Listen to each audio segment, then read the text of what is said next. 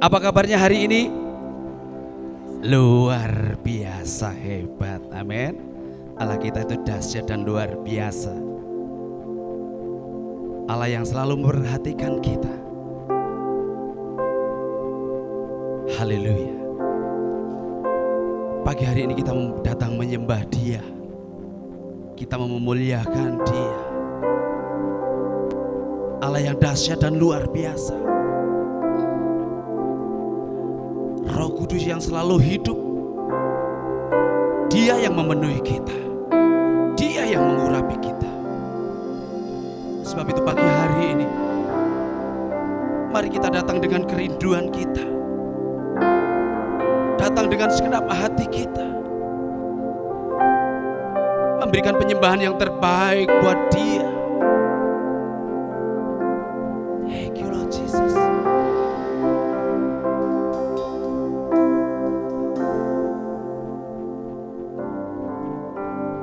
Roh-Mu yang hidup penuhiku, mengalir dalamku.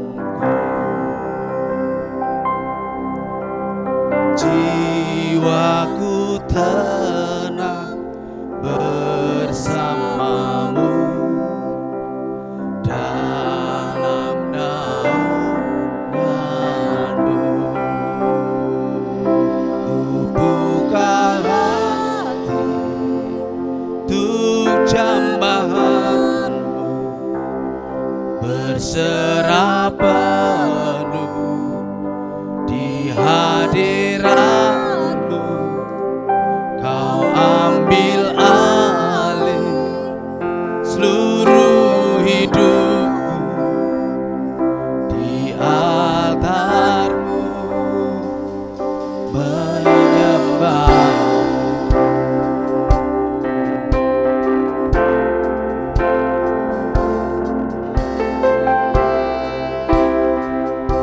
Oh,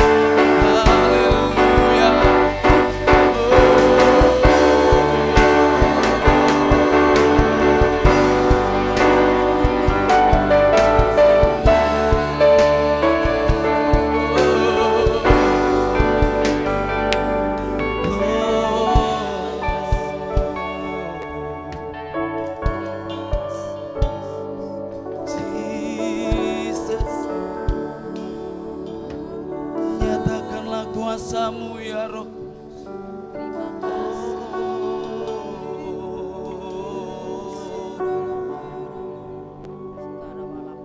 Haleluya.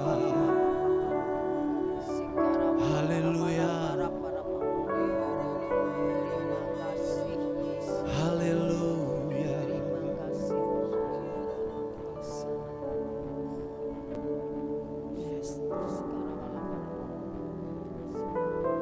Kami bangga punya Allah yang seperti Engkau ya. Kami bangga punya Tuhan yang seperti Engkau. Tuhan yang kami sembah.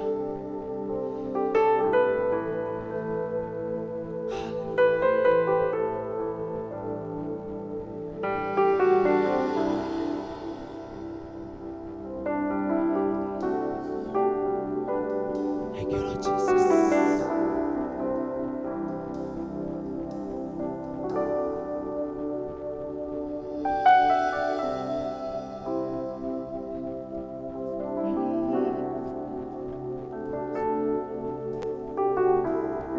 Dengan apa ku membalas kasih-Mu Yang ku terima dari-Mu. Dengan apa ku membalas cinta-Mu, oh Yesusku.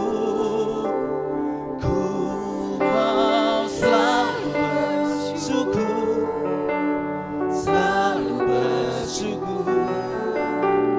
Kau Tuhan yang setia, yang selalu menolong.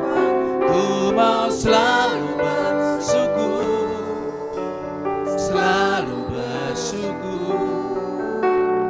Kau Bapakku yang setia.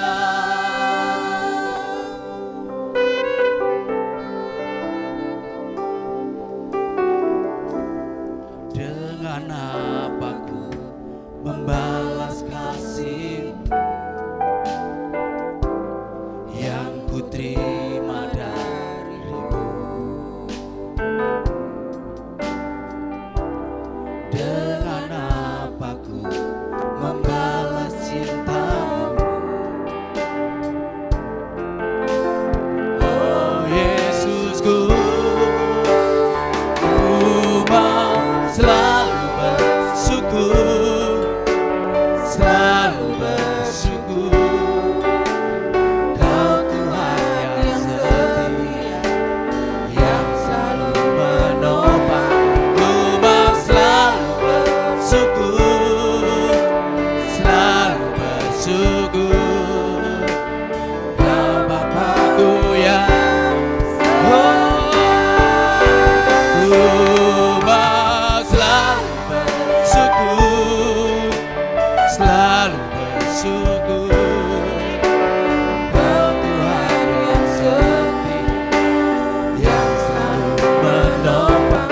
Ku mau selalu bersyukur, selalu bersyukur.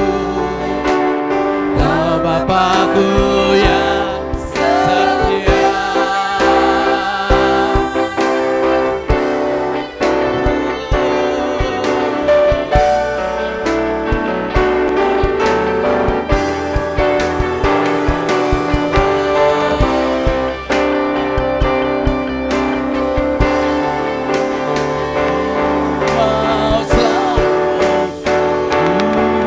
Mau selalu bersyukur, selalu bersyukur. Kau Tuhan yang setia, yang selalu menolong. Oh, ku mau selalu bersyukur, selalu bersyukur. Kau Bapakku yang, mari bersama-sama. Oh, ku mau selalu bersyukur. Oh, yang selalu menolong. Ku mau selalu bersyukur.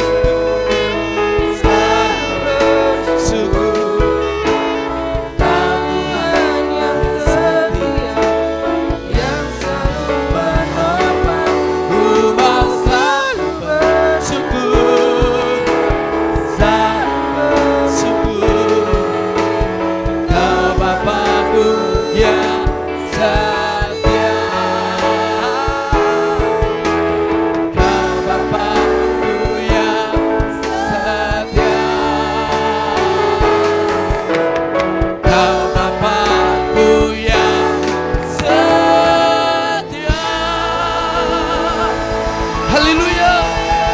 Ku mau selalu bersyukur buat Engkau Tuhan. Terima kasih buat kebaikan-Mu, kemurahan-Mu yang luar biasa buat hidup kami. Terima kasih Tuhan. Terima kasih Tuhan. Kami bersyukur kepada-Mu Tuhan. Kami memutinggikan Engkau, kami muliakan Engkau. Mari yang percaya katakan amin. Haleluya. Bapak Ibu jemaat Tuhan, hari ini adalah hari spesial. Ada tamu-tamu kita yang luar biasa. Bukan tamu sih, keluarga kita ya. Bapak Ibu kalau tahu 10 tahun yang lalu beliau ini duduk di situ juga. Ada di sini juga seperti itu, melayani Tuhan. Oh di sebelah sana, waktu itu masih sebelahnya. Oke, ya saya akan izin memperkenalkan mereka semuanya. Yang pemain keyboard ini adalah Pastor Johan. Berikan tepuk tangan buat Tuhan Yesus Kristus, luar biasa. Dia adalah ahlinya di bidang keyboard, master keyboard, luar biasa. Yang menjadi berkat di mana-mana. Kemudian ada basis kita, ada Fang. Tepuk tangan dong untuk Fang. Ya, mungkin Bapak Ibu baru melihat seorang basis cewek, keren, luar biasa. Fang namanya. Ada drummer kita ini, nggak kelihatan nggak dari sini? Kelihatan ya? Iya. Bang, bisa keluar sebentar Bang? Copot dulu atributnya, keluar dulu. Iya. Siapa bilang pemain drum itu kecil-kecil kayak Albert?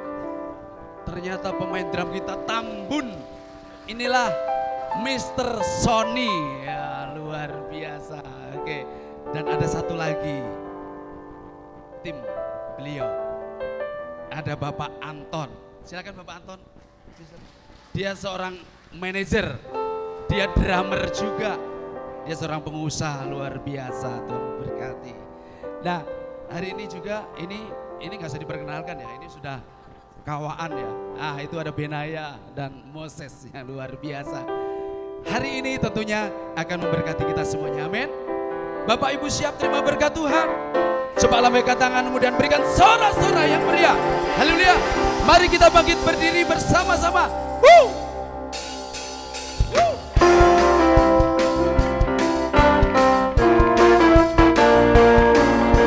Yesus kita dahsyat dan luar biasa.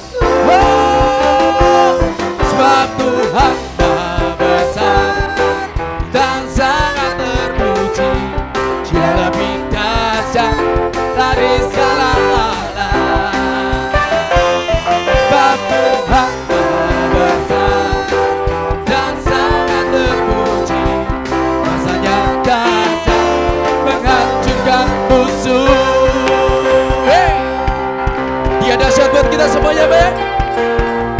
Siapa namanya? Siapa namanya? Haleluya.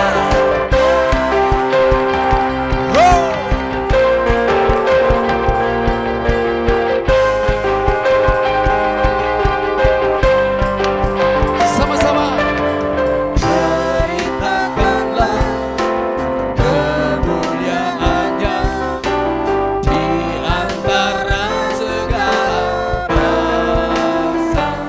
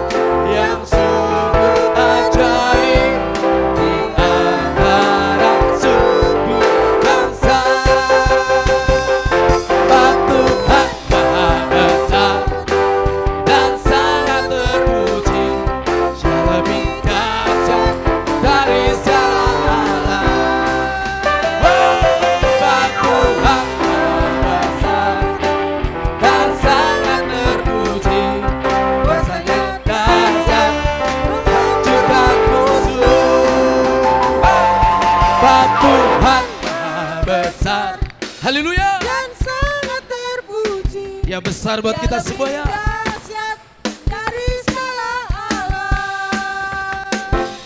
Sebab Tuhan maha besar dan sangat terpuji. Kuasanya dahsyat menghancurkan. Maha besar dan sangat terpuji. Dia lebih dahsyat dari segala alam. Sebab Tuhan maha besar dan sangat terpuji. Kuasanya dahsyat menghancurkan musuh. Kuasanya dahsyat, dahsyat, dahsyat menghancurkan musuh. Haleluya. Biarlah roh kita menyala terus di hadapan Tuhan. Amin.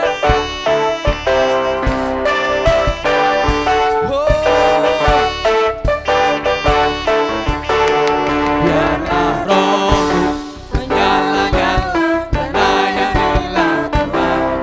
Biarlah rohmu menyala-nyala melayanilah Tuhan. Biarlah rohmu menyala-nyala melayanilah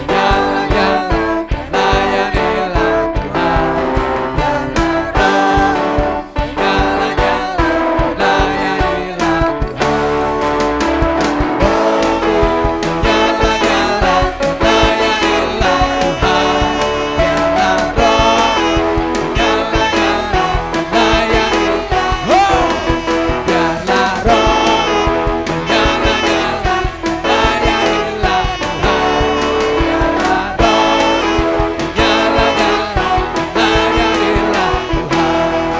Biarlah rohmu menyala-nyala melayanilah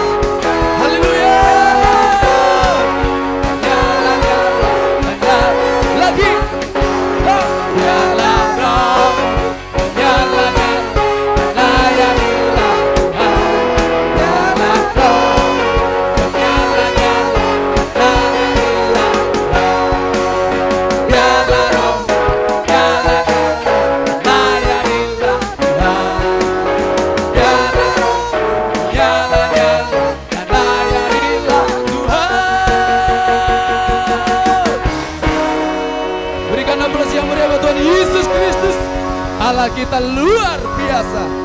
Silakan Bapak Ibu duduk kembali. Oke, perform dari next silakan.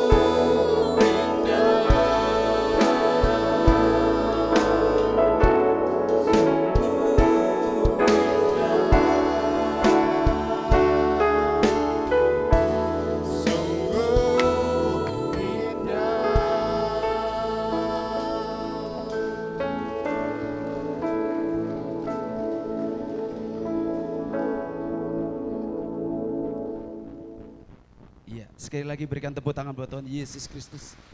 Haleluya.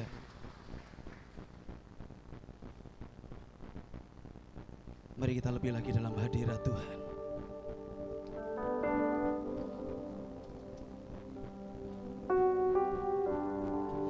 Terima kasih Yesus.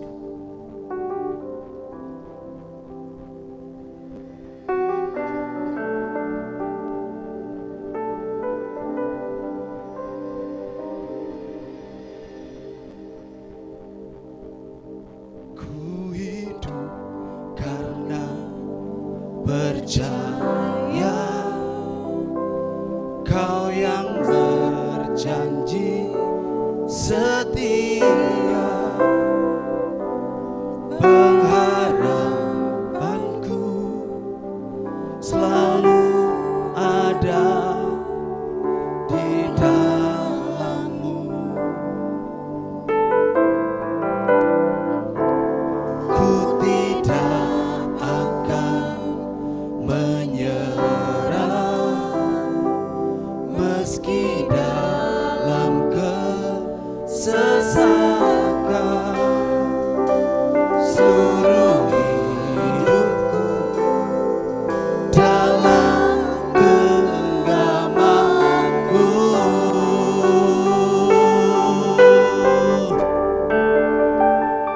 Aku punya Tuhan yang besar, yang telah berjanji dan selalu menggenapi.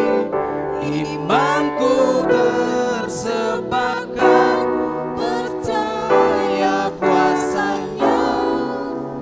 Ku terima sekarang kemenangan darimu.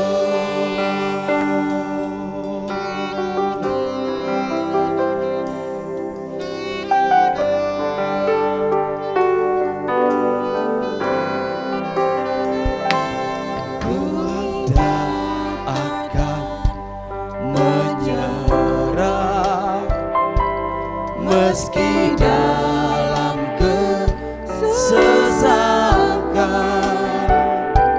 seluruh hidupku dalam genggaman-Mu.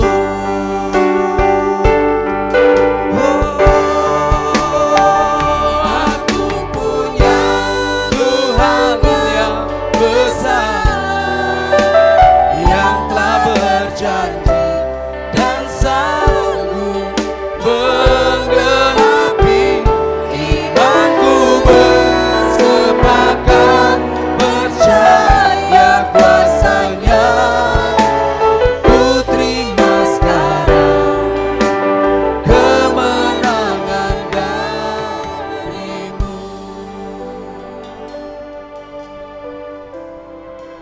Kami bersyukur kepadamu Tuhan. Engkau Allah yang setia. Engkau Allah yang tidak meninggalkan kami yatim piatu. Engkau adalah sahabatku. Engkau Allah yang selalu menjadi gembala yang baik, yang selalu membawa kami ke padang rumput yang hijau. Engkau Allah yang selalu menuntun kami ke jalan yang benar. Gadamu dan tongkatmu itu yang menyertai aku. Terima kasih Tuhan untuk kebaikan-Mu. Firman-Mu, mengucap syukurlah dalam segala hal. Itulah yang Kau kehendaki dalam kehidupan kami. Tuhan, kami bersyukur Tuhan kalau kami ada sebagaimana ada. Pemeliharaan-Mu yang sempurna, yang luar biasa, selalu menyertai kami. Kasih setia-Mu dan rahmat-Mu selalu baru setiap hari. Tak henti-hentinya Engkau senantiasa memberikan kami perhatian yang luar biasa. Mata-Mu selalu tertuju kepada kami. Kami bersyukur Tuhan atas perhatian yang telah Engkau berikan kepada kami sampai saat ini Tuhan. Kami bersyukur memiliki Engkau. Engkau Allah yang senantiasa membawa kami ke dalam kemenangan. Kami percaya Tuhan, setiap tantangan godaan yang kami hadapi, kalau kami memiliki iman yang tangguh, kami percaya kepada Tuhan, Tuhan pasti memberi kemenangan. Jadikan jemaat-Mu, jemaat yang setia, jemaat yang bergantung kepada Tuhan seperti cabang pohon anggur yang melekat pada pokoknya, selalu menerima makanan rohani dari Engkau, selalu menerima air kehidupan dari Engkau. Kalau cabang itu putus, cabang itu akan kering dan akan dibakar. Oh Bapa, jangan sampai jemaat generasi pilihan seperti itu menjadi cabang yang kering yang dikumpulkan dan akhirnya dibakar. Tuhan, ampuni kami Tuhan. Terus ajari kami Roh Kudus untuk selalu bisa berelasi dengan Tuhan. Tuhan kiranya memberikan kami selalu waktu untuk senantiasa bersekutu dengan Engkau. Terima kasih Tuhan, Engkau Allah yang baik, yang selalu mengajari kami untuk tetap setia di dalam melakukan perintah-perintah-Mu. Ajari kami Roh Kudus untuk setia, baik beribadah ataupun kami sebagai pelaku firman-Mu setiap hari senantiasa memikirkan hal-hal yang benar, hal-hal yang utama di dalam kehidupan kami. Fokus kepada Tuhan, tidak pernah melenceng ke kanan ke kiri. Kami terus melangkah bersama Tuhan. Itulah yang kami inginkan Tuhan, supaya hidup kami berkenan di hadapan-Mu, supaya ketika kami datang kepadamu tidak ada cacat dan noda di dalam kehidupan kami. Terus Tuhan, kami bersyukur, tersungkur di hadapan-Mu Tuhan, sujud menyembah Engkau, satu-satunya Allah yang kuandalkan, Allah yang tidak pernah meninggalkan kami. Terima kasih Tuhan untuk semua kebaikan yang telah Engkau berikan kepada kami. Anugerah yang besar, karya-Mu yang luar biasa, pengorbanan-Mu yang besar buat kehidupan kami. Tuhan, ampuni kami Tuhan. Bila mana pengorbanan-Mu yang besar seperti itu, kami belum bisa membalas dengan sepenuh hati kami. Ampuni kami semua Tuhan. Tuhan, berikan kami roh yang tulus ikhlas di dalam kami melayani. Berikan kami kasut kerelaan di dalam kami melangkah di dalam pelayanan kami, supaya di dalam kami melangkah di dalam pelayanan, Tuhan menunjukkan di mana kami bisa melayani. Dan kami tahu Tuhan, kalau itu tujuan yang dari Engkau, pasti hasilnya yang terbaik. Kami rindu Tuhan, banyak jiwa-jiwa baru didatangkan di tempat ini Tuhan. Biarlah para pelayan Tuhan yang setia itu Engkau selalu jagai, Engkau selalu rawat, Engkau selalu gembalakan Tuhan, supaya mereka terus dapat mengembalakan dan dapat melayani orang-orang yang belum mengenal Engkau untuk bisa datang ke tempat ini. Dan kami bersyukur Tuhan, kalau beberapa minggu ini sudah ada jiwa-jiwa baru yang datang di tempat ini, itu semua karena Engkau Tuhan. Dan Tuhan, pakailah kami sebagai alat-Mu untuk merawat mereka, supaya mereka tetap tinggal di gereja kami ini Tuhan. Terima kasih Tuhan, kami juga berdoa Tuhan untuk program-program yang ada di gereja kami Tuhan, untuk doa keliling atau kunjungan-kunjungan ke jemaat-jemaat yang lama tidak ke gereja. Kiranya Tuhan sendiri yang akan menggerakkan hati para hamba-hamba Tuhan di sini untuk menuju ke tempat tepat sasaran, sehingga kami tahu Tuhan siapa yang akan kita layani. Bapa, kami juga berdoa Tuhan untuk usaha-usaha yang ada di gereja kami Tuhan, baik itu SIP, apotek atau TK, semuanya Engkau berkati Tuhan. Biarlah semuanya ini bisa berkembang, dan kami percaya Tuhan, semuanya itu hanya untuk kemuliaan nama-Mu saja. Bapa, kami juga berdoa Tuhan untuk pembangunan di gereja kami yang belum selesai. Bapa, Engkau sanggup mengirimkan burung gagak untuk menyampaikan dana yang saat ini belum lengkap Tuhan. Kami percaya kepadamu Tuhan, dari orang lain ataupun dari jemaat ini sendiri Engkau memberkati dan sanggup untuk menyelesaikan pembangunan yang belum selesai, sehingga tepat pada waktumu nanti gereja ini akan tampil dengan indah dan elok Tuhan. Ini semua karena kemuliaan Tuhan ada di tengah-tengah gereja kami. Bapak, kami juga berdoa Tuhan untuk jemaat-Mu yang sakit Tuhan. Ada Bapak Gembala, ada Ibu Ratno, ada Bu Srimboro, Bapak Triyono, dan yang lain-lain. baik yang sakit menaun ataupun yang sesaat saja. Kiranya tangan Tuhan yang menjamah, campur tangan Tuhan yang senantiasa akan menyembuhkan mereka. Karena kami tahu Tuhan, tidak ada yang mustahil bagi Engkau. Kalau Engkau berkata sembuh, pasti sembuh. Aku percaya Tuhan bahwa firman-Mu itu ya dan amin. Terima kasih Tuhan, di dalam nama Yesus kami berdoa, amin. Yang telah berjanji dan sanggup menggenapi imanku, bersepakat percaya kuasanya, ku terima sekarang kemenangan darimu. Ku punya Tuhan yang besar, yang telah berjanji dan sanggup menggenapi imanku, bersepakat percaya kuasanya. Ku terima sekarang, ku terima sekarang, ku terima sekarang kemenangan darimu.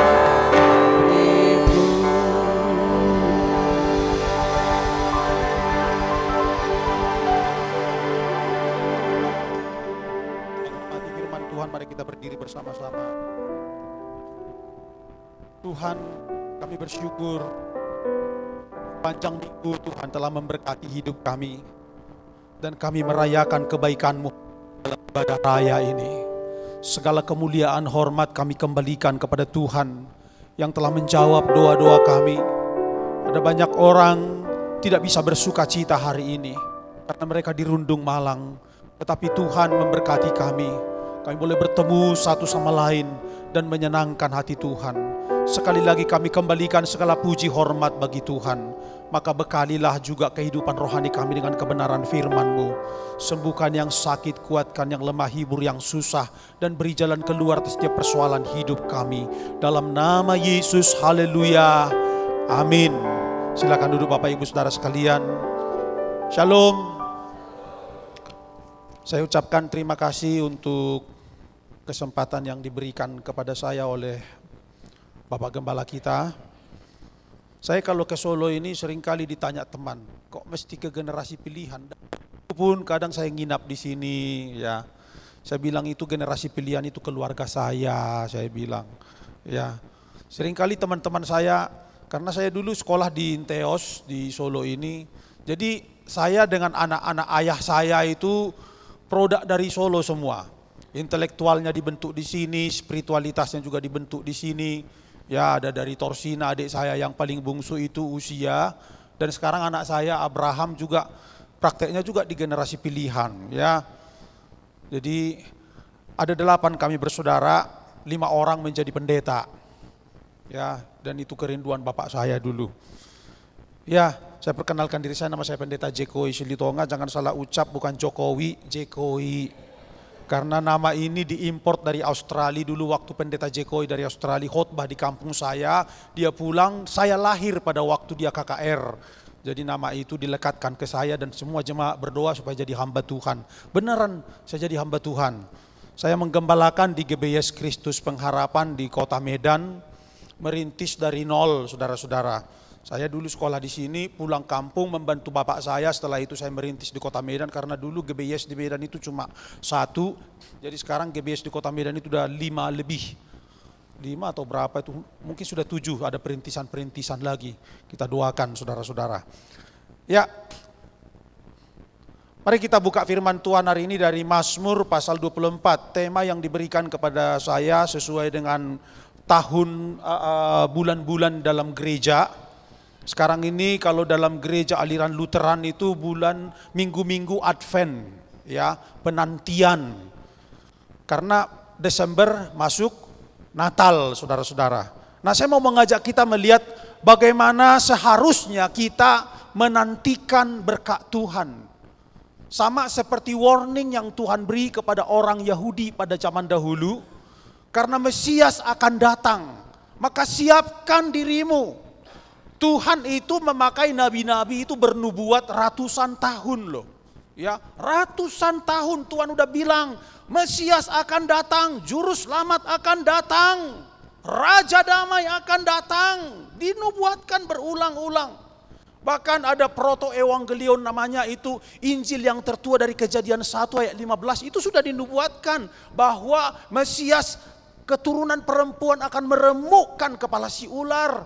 Lalu Musa juga berkata, seorang nabi seperti aku akan datang. Daud bernubuat, Yesaya bernubuat, nabi-nabi, bahkan Mika juga bernubuat. Tempat kelahirannya di Bethlehem sudah dinyatakan semua. Artinya apa? Supaya orang Yahudi itu ready, siap ketika mereka harus diberkati oleh Tuhan. Tapi akan kita lihat Mazmur 24 ayat 1, ayat yang ke-7 sampai 10 saja. Tidak usah kita baca ayat 1.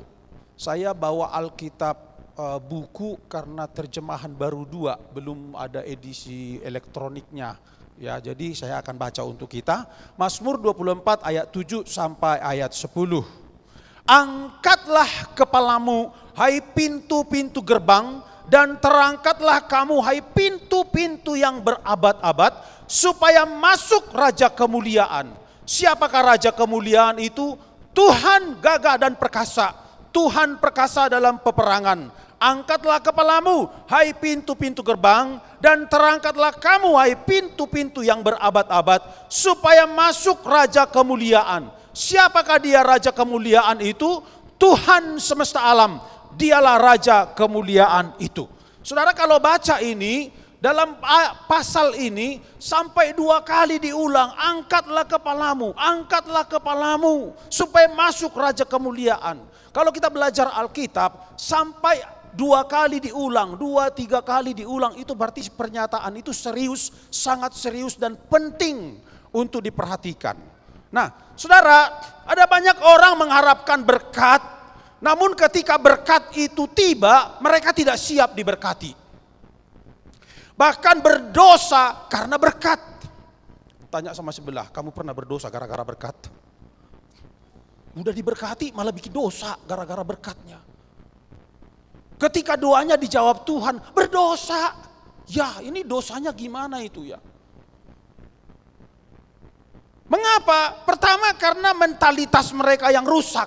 Kedua, karena berkat itu datang dengan cara Allah, bukan dengan cara yang cocok dengan perasaannya. Dia mau ngatur Tuhan. Ya, iya sih Tuhan, kalau kau mau jawab doa jangan kayak gitu caranya, beginilah. Gak cocok dengan saya ya, lebih bagus dikembalikan. Ya gimana?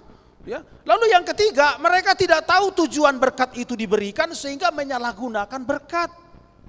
Sama seperti orang Yahudi ini sudah dinubuatkan dari ratusan tahun sebelum Yesus lahir, dengan maksud supaya mereka mempersiapkan diri kalau Yesus hadir, siap-siap. Kedatangan Mesias yang dijanjikan selama berabad-abad dalam perjanjian lama ini ternyata tidak didukung oleh kesiapan orang Yahudi menerima kedatangan Kristus. Ketika Yesus datang sebagai anak orang Nazaret yang lahir di Bethlehem, anak si tukang kayu, dibesarkan sebagai seorang yang mungkin menurut anggapan mereka ini lahir di luar nikah, hidup sebagai manusia pada umumnya. Makanya dikatakan dalam Yohanes 18 ayat 36, kita baca bersama dulu. Jawab Yesus. Tadi ayatnya sudah nggak usah. Kerajaanku bukan dari dunia ini. Jika kerajaanku dari dunia ini, pasti hamba-hambaku telah melawan, supaya aku jangan diserahkan kepada orang Yahudi. Akan tetapi kerajaanku bukan dari dunia ini. Orang Yahudi itu salah kaprah dengan Yesus, saudara-saudara. Cara datangnya Yesus tidak cocok dengan apa yang menjadi selera mereka. Orang Yahudi itu ibarat pintu yang berabad-abad tertutup. Tidak ngerti maksud Tuhan. Nah, saya minta tolong dulu, bawa dulu wadahnya ke sini. Mana tadi next gen tadi yang nyanyi di depan? Saya minta relawan 5 orang. Cepat. Ya. Cepat dulu si Billy. Berdiri dulu yang anak-anak muda tadi di sini. Kasih di sini, depan di sini. Ya. Yang punya 2 tangan ambil 2. 5 orang. 2 orang lagi tolong. 2 orang lagi. Ambil 2 1 orang. Ambil 2. Ini ambil 2. Ambil 2. Oke, sekarang Billy aja nggak apa-apa. 2 sama kau. Nanti kalau saya bilang, perhatikan. Berkat Tuhan nanti lari ke sini, menghadap ke sini. Saya siap diberkati. Oke? Oke. Sekarang bawa berkat Tuhan ke sini. Siap. Berkat Tuhan. Saya siap diberkati. Oke, sini bawa berkat Tuhan. Ayo. Nah, sini berkat Tuhan. Ayo satu-satu ke sini. Nah, ini kan salah sendiri, kenapa ambil yang kecil? Mana? Sini. Ayo. Nah, ini berkat Tuhannya kecil karena imannya kecil. Ayo, yang besar dulu, yang besar. Wah, ini baru berkat Tuhan. Disiapkan, benar-benar disiapkan berkat Tuhan. Amin. Nah, bantu dulu. Sampai begitu loh. Jangan salahkan orang yang bawa wadah besar, karena saudara hanya pegang sini dulu. Siap diberkati, saya siap diberkati, tapi bawa sendok yang kecil. Halo? Bukan dosa, tetapi ya jadilah kepadamu seperti imanmu, kan begitu? Halo, siap diberkati. Orang Yahudi itu ya kayak begini.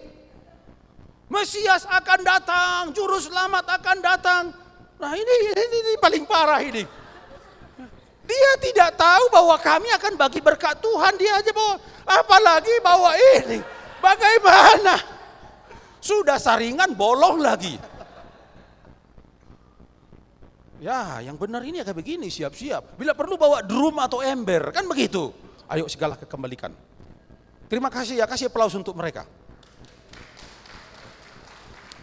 Saya masuk ke poin-poin. Yang pertama, kita akan lihat pengharapan mesianik Yahudi.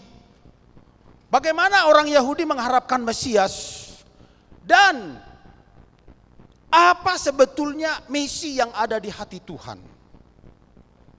Sejak perjanjian lama saya sudah katakan tadi, kalau saudara baca perjanjian lama, sebetulnya ada lebih dari 300 nubuatan yang ditujukan untuk kedatangan Mesias yang diurapi keturunan Daud. Mereka berpengharapan Mesias datang untuk membangun kembali keemasan Israel seperti zaman Daud dan Salomo. 300 nubuatan loh dalam perjanjian lama itu tentang Mesias. Lebih. Ya, sampai tempat kelahirannya, kelahirannya dari seorang perempuan yang belum bersuami, dinubuatkan semua, jelas dinubuatkan.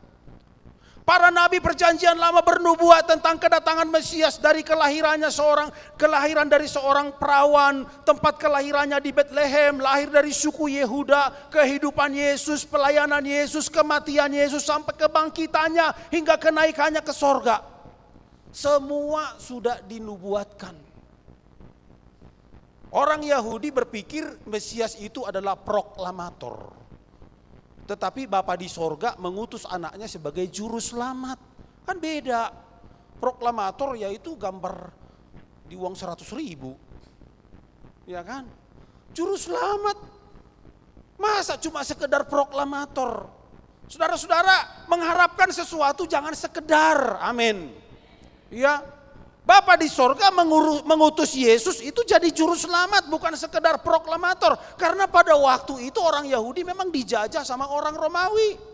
Mereka hanya sebatas, ya mata mereka itu hanya memandang jarak 100 meter. Mereka tidak tahu Tuhan memandang tak terhingga ke depan.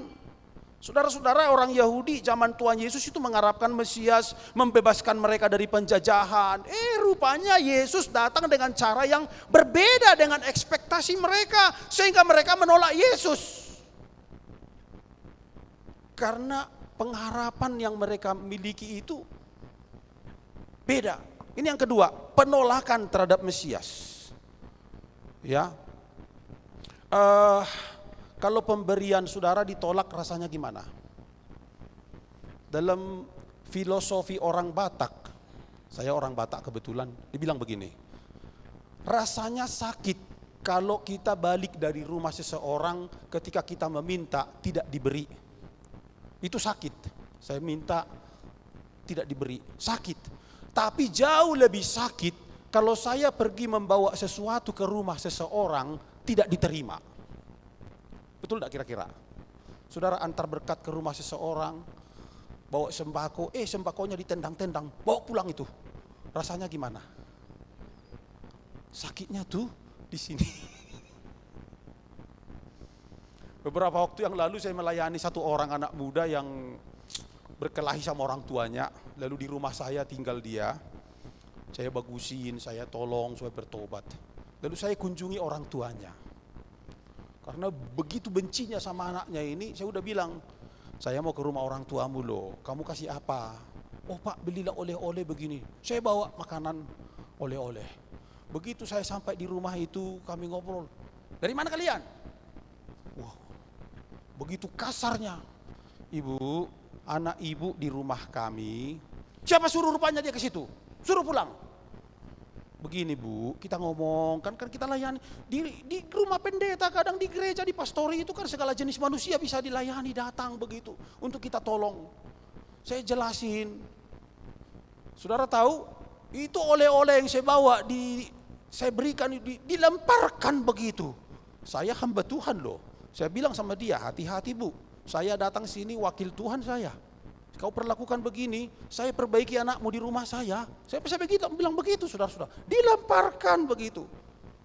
Saya aja tersinggung, apalagi Tuhan. Tapi memang Tuhan maha sabar saudara-saudara. Seandainya Tuhan bikin seperti Ananias dan Safira kan, tinggal tunggu papan bunga di depan rumahnya.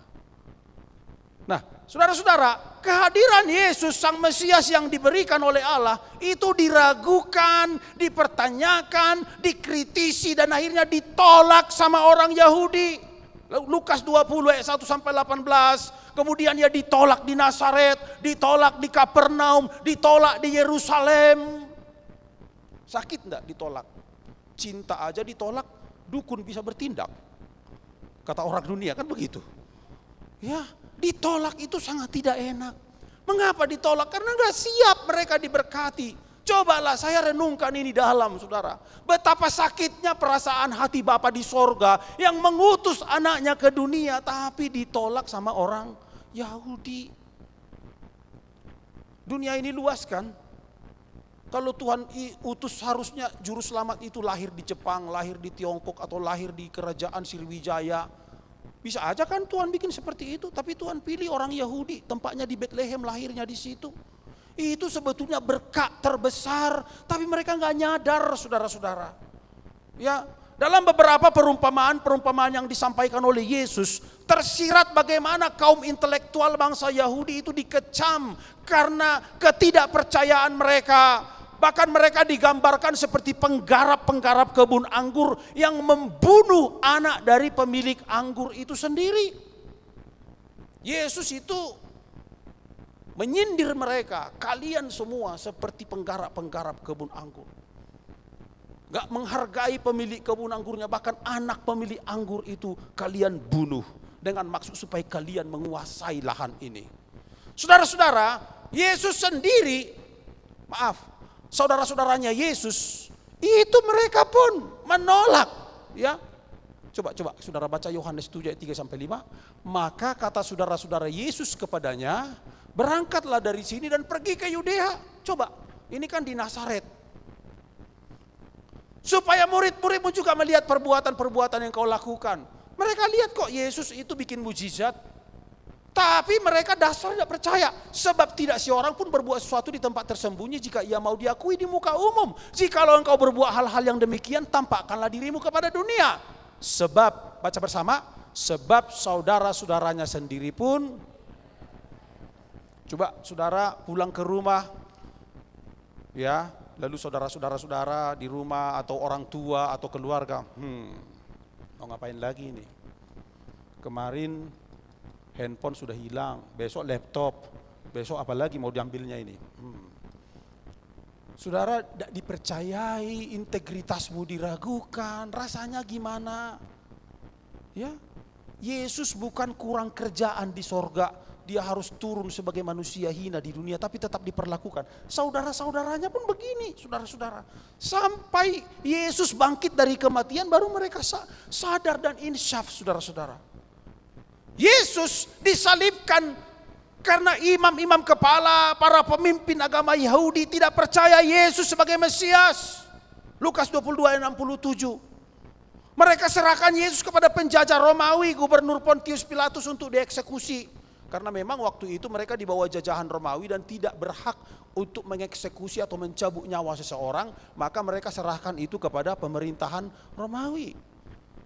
Mengapa Pontius Pilatus sampai membunuh Yesus? Itu atas rekomendasi dari kaum intelektual, sarjana-sarjana teologinya orang Yahudi. Bayangin saudara-saudara. Ya. Dan sampai sekarang orang Yahudi masih menunggu kedatangan Mesias. Mereka giat untuk Allah tapi tanpa pengertian yang benar. Kata Paulus dalam Roma pasal 10 ayat 1 sampai 3. Orang Israel itu beribadah terus. Ini tembok ratapan ya. Semoga semua bisa umroh ke Yerusalem.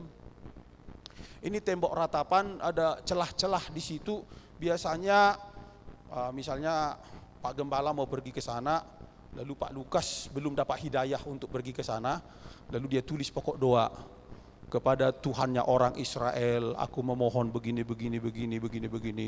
lalu dilipat, dibilang sama Pak Melvin, Pak Gembala tolonglah selipkan nanti di celah batu di bukit, di tembok ratapan, lalu sambil gini-gini mereka ya sedikit hampir membenturkan kepala, meminta dan selipkan doa itu. Tapi selain doa itu ada satu kebiasaan orang Yahudi. Sampai hari ini doanya apa? Ya Yahweh Adonai Elohim, kirimkanlah Mesias kepada kami. Coba, gila enggak itu? Yesus sudah dikirim tapi mereka masih minta ngirim lagi. Karena yang dikirim kemarin menurut mereka bukan Mesias. Yesus menurut mereka bukan Mesias. Lalu mereka sampai sekarang masih terus meminta kirimkan Mesias. Kenapa? Yang kemarin tidak cocok sama kami. Halo. Hah? Saudara-saudara, ini bukan soal mood atau tidak mood, tapi itu rencana Tuhan bagi kita, kita harus terima. Mereka menolak perjanjian baru, salah satu doa yang mereka panjatkan itu begitu terus sampai sekarang. Alkitab orang Yahudi itu perjanjian lama kita dengan mereka sama, tapi mereka nggak mau terima perjanjian baru karena mereka tidak percaya Yesus sebagai Mesias.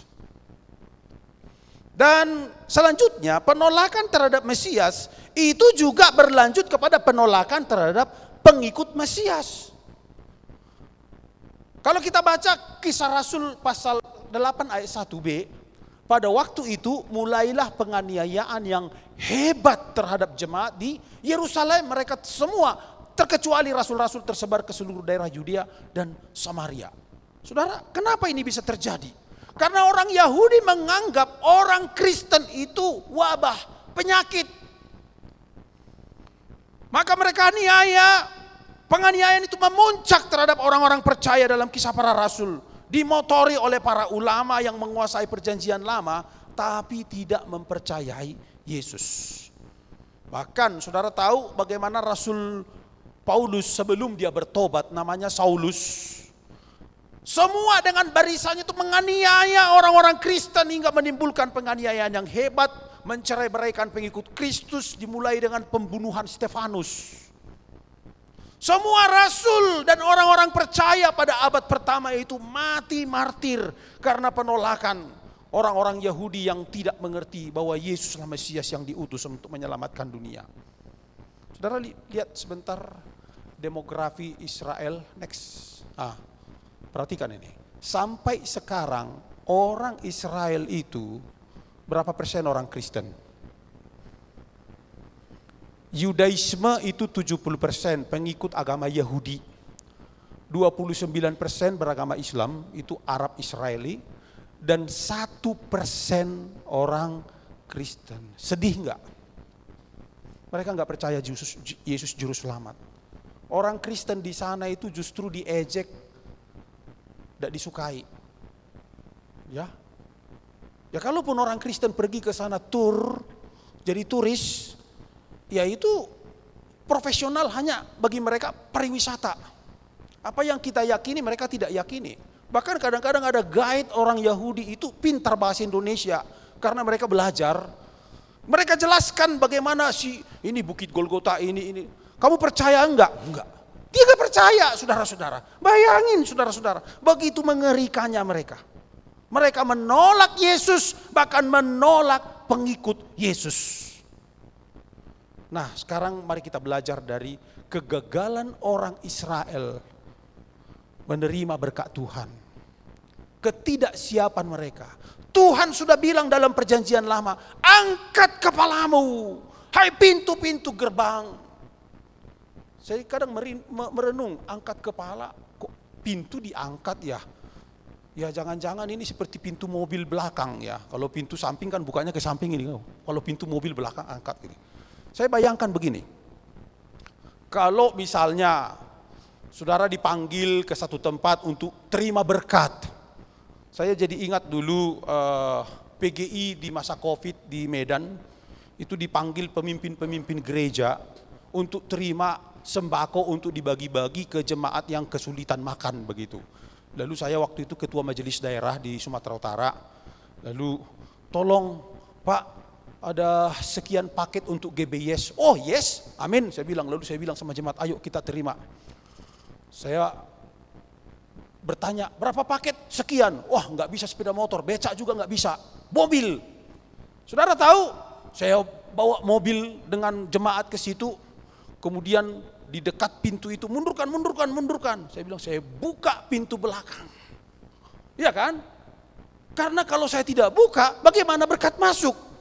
Ya, buka pintu belakang lalu semua di drop ke dalam. Dibuka kursinya, masuk lagi berkat. Angkatlah pintu-pintu gerbang itu. Demikian juga dengan kita saudara-saudara. Belajar dari kegagalan bangsa Yahudi memahami firman Allah.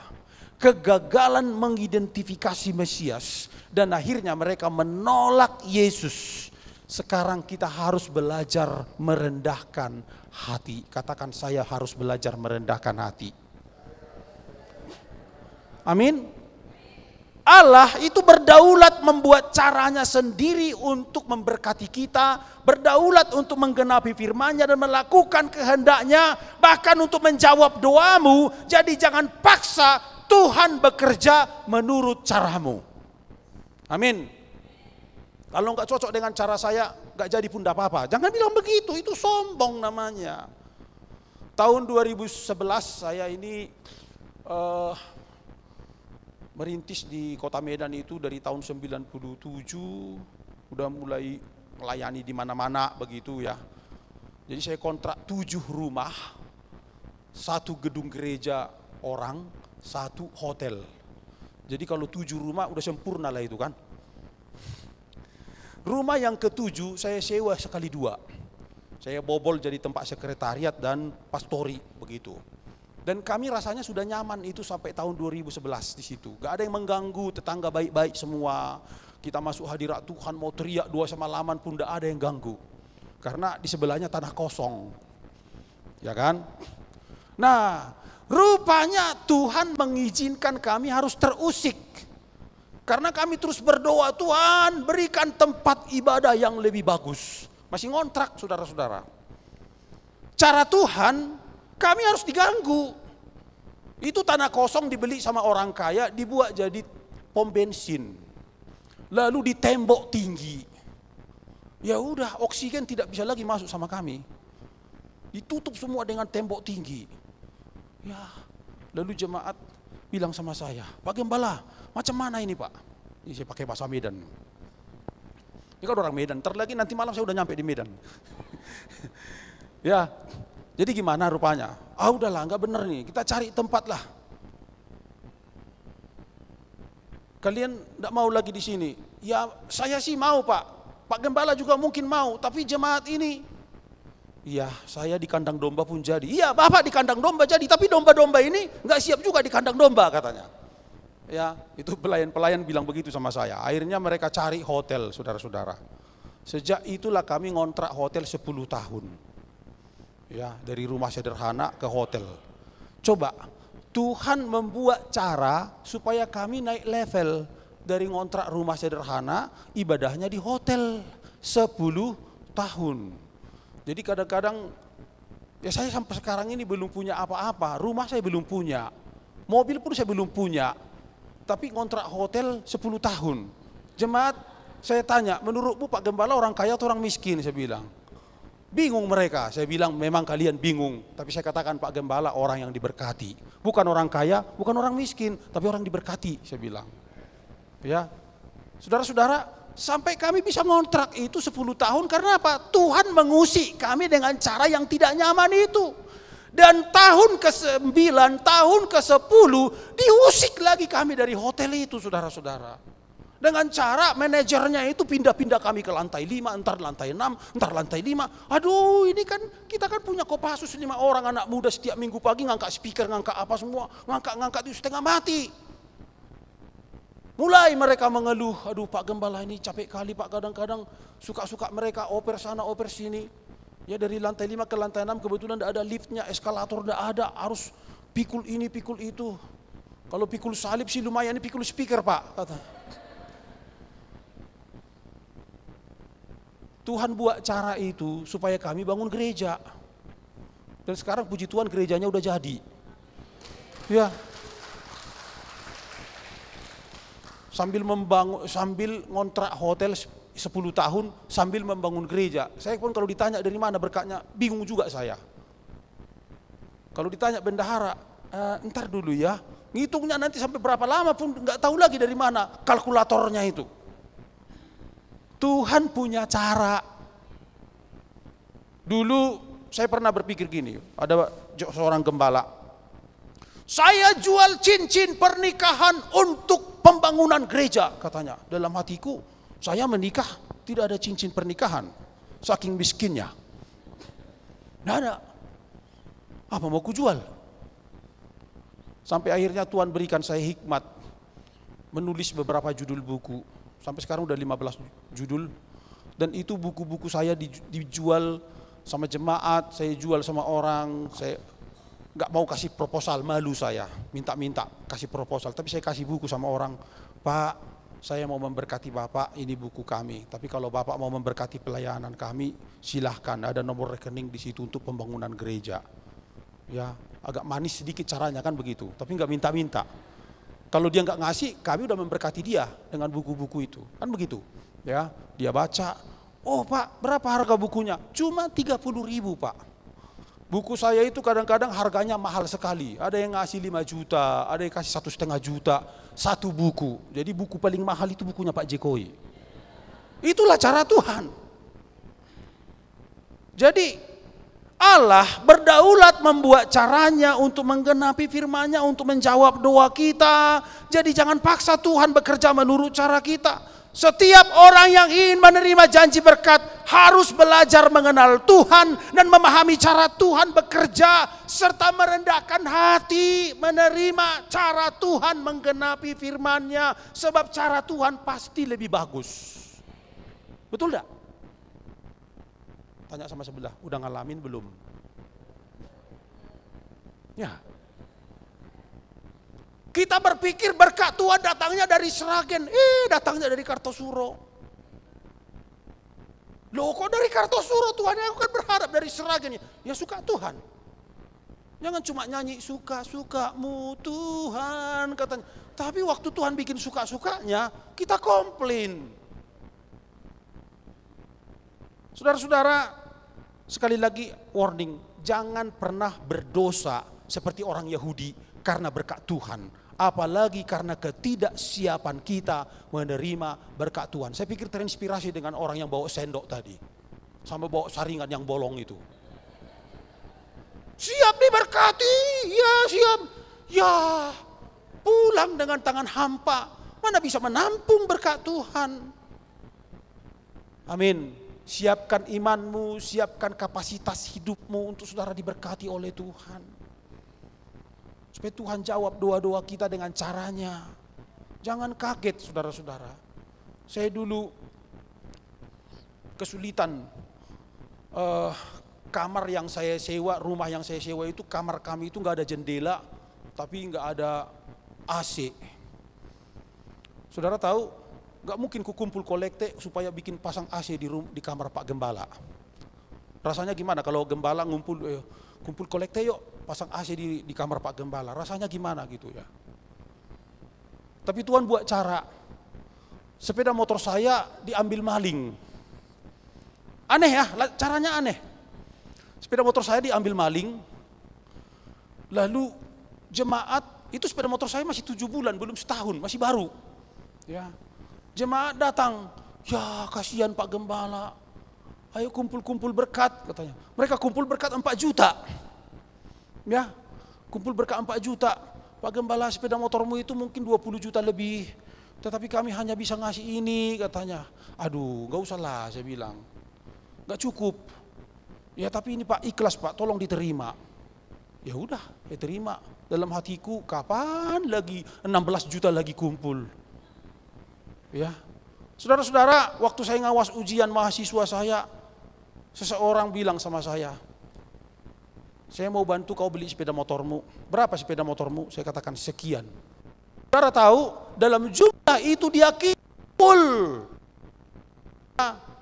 Dia kirim saya untuk beli sepeda motor bulat-bulat, ambil. Hari itu juga saya beli, dan yang 4 juta itu saya simpan, saudara.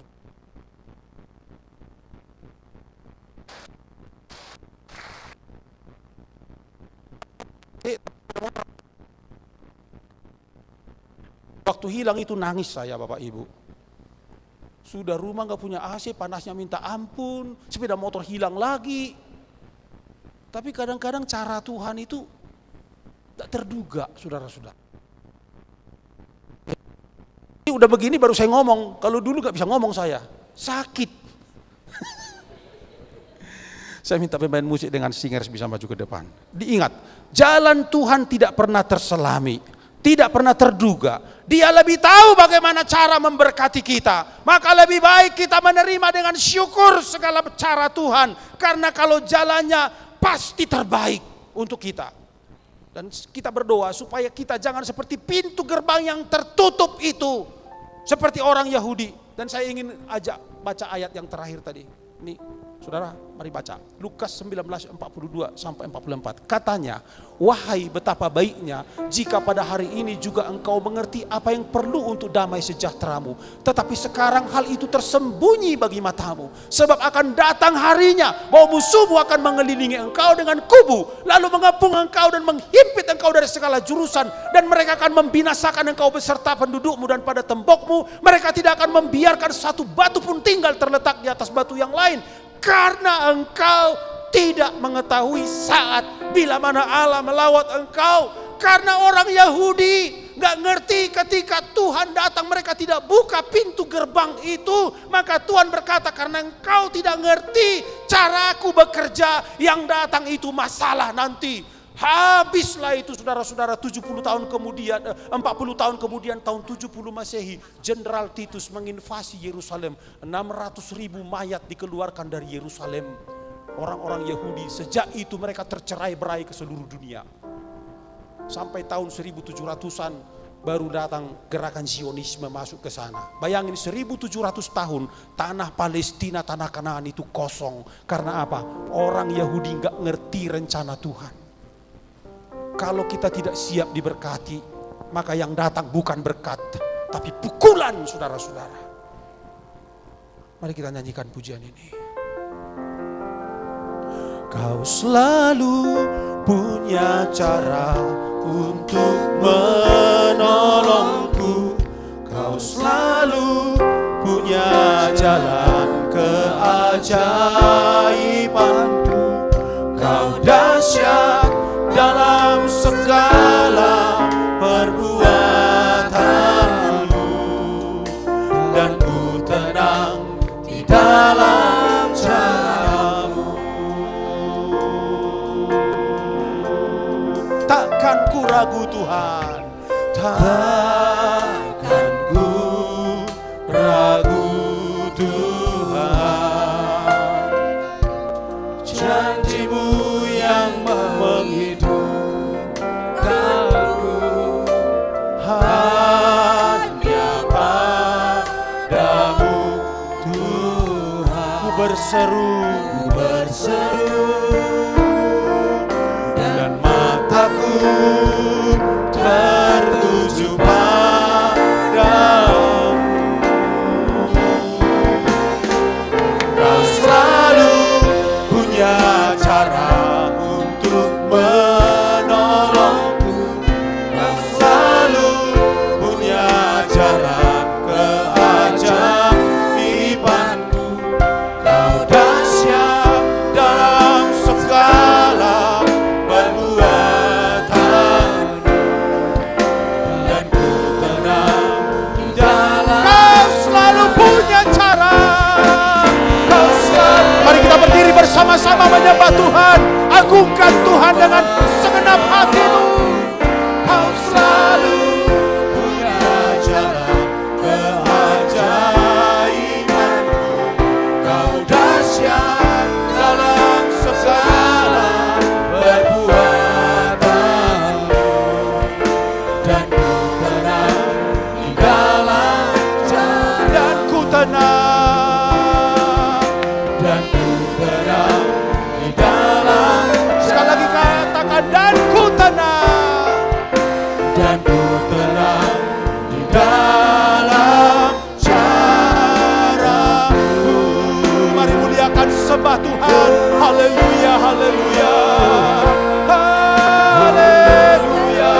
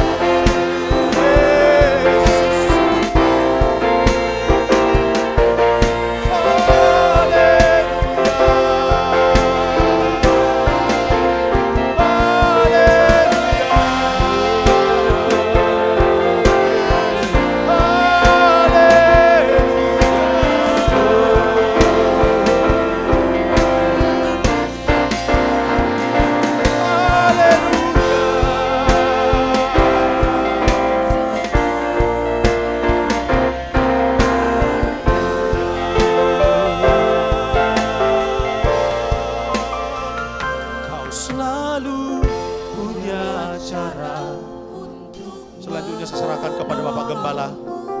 Kau selalu punya cara keajaibanmu. Kau dahsyat dalam segala perbuatan, dan ku tenang di dalam caramu. Terima kasih Bapakku, Tuhan sudah berbicara dengan hamba-Mu. Sekarang buka batinia kami, mata batin kami. Karena melihat berkat bukan dengan mata jasmani, tapi sepanjang mata orang buta secara batinia, dia tidak akan berhasil melihat berkat-berkat Tuhan yang akan datang pada dia. Karena itu tidak bisa dilihat memang dengan mata jasmani kan. Hanya bisa dilihat kalau mata batinia kami terbuka dan kami lihat jalannya dia datang pada kehidupan kami.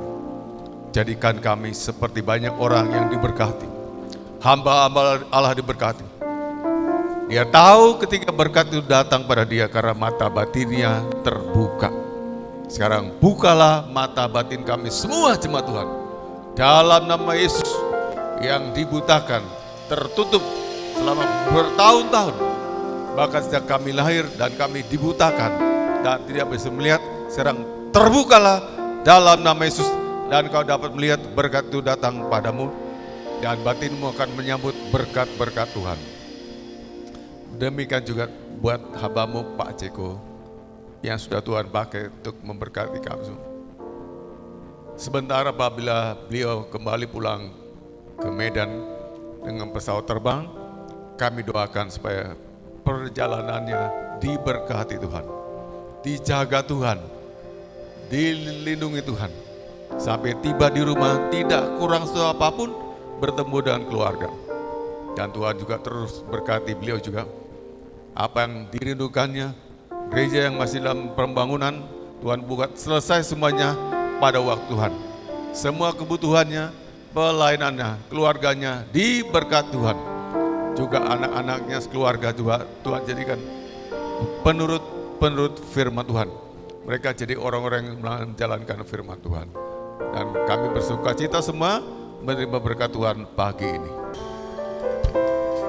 Terima kasih Yesus, Engkau datang mengasihi kami, mencintai kami, datang untuk menyembuhkan kami, datang untuk memberkati kami, datang untuk membuat kami diberkati melimpah-limpah.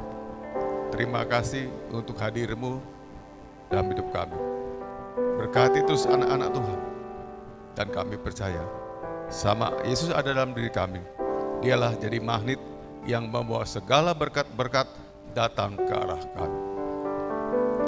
Ketika diberkati bukan karena siapa kami, bukan karena usaha kami, bukan karena apa yang kami lakukan, kami kerjakan, tapi karena siapa yang berjalan bersama-sama dengan kami, yaitu Yesus Kristus yang menjadikan segala berkat datang menghampiri kami. Terima kasih untuk penyertaan Tuhan dalam jemaat Tuhan. Pekerjaan mereka sudah Kau berkati, hidup rumah tangga mereka Kau berkati, dan hidup pribadi mereka juga Kau berkati. Teruslah dari sekarang sampai Engkau datang kedua kalinya, berkati jemaat Tuhan. Dampingi dan sertai, karena penyertaan Tuhan merupakan kunci bagi kami semuanya. Dan terima kasih buat ibadah pagi ini, kami diberkati semuanya, dan kami juga ingin semua jemaat Tuhan dalam keadaan sehat, terberkati, dan semuanya berhasil untuk apa yang kami kerjakan dan memuliakan nama Tuhan.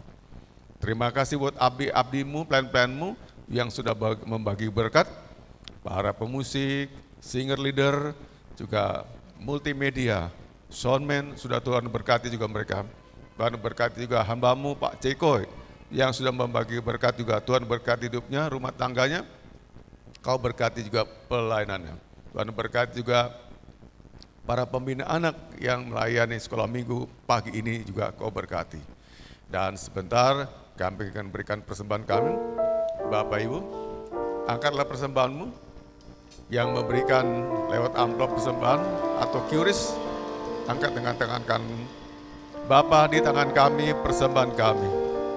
Kami bawa, kami antarkan kehadirat Tuhan, jadikan dupa yang harum dan kudus di hadapan Tuhan. Dan Tuhan berkati lipat kali ganda bagi jemaat-jemaat Tuhan yang telah membawa, memberikan persembahannya dengan hati. Tuhan balaskan 30 kali lipat, 60 kali lipat, bahkan 100 kali lipat. Tuhan gantikan segala berkat-berkat mereka jadi berkat yang luar biasa. Sebentar kami akan pulang, kami akan terima berkat-Mu. Bapak, Ibu, Saudaraku kasih dalam Tuhan, arahkanlah hatimu dan pikiranmu. Terimalah berkat Tuhan, aminkan segala berkat-berkat Tuhan yang datang padamu. Tuhan kiranya memberkatimu serta memelihara hidupmu. Tuhan juga kiranya membuat wajahnya bersinar atas engkau dan memberimu kasih karunia. Tuhan juga kiranya menghadapkan wajahnya ke arahmu dan memberimu damai sejahtera dari sekarang sampai Maranatha, Yesus datang yang kedua kali. Semua yang diberkati sama-sama saya katakan, amin. Selamat pulang, Tuhan berkati.